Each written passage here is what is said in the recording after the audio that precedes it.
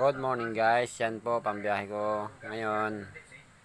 Yon, ayun pa.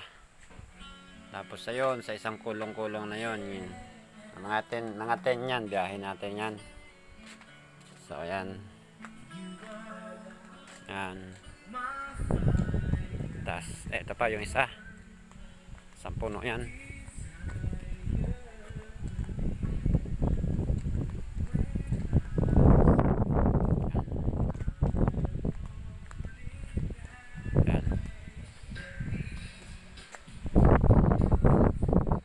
Salamat po at kahit pa paano, yan. Titiba pa po, hindi pa po tapos kumuha.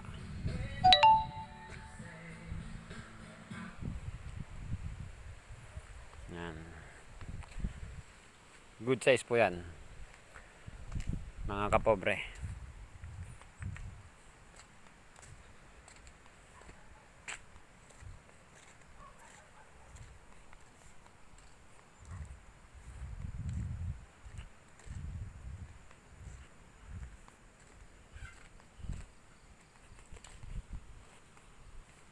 Siya.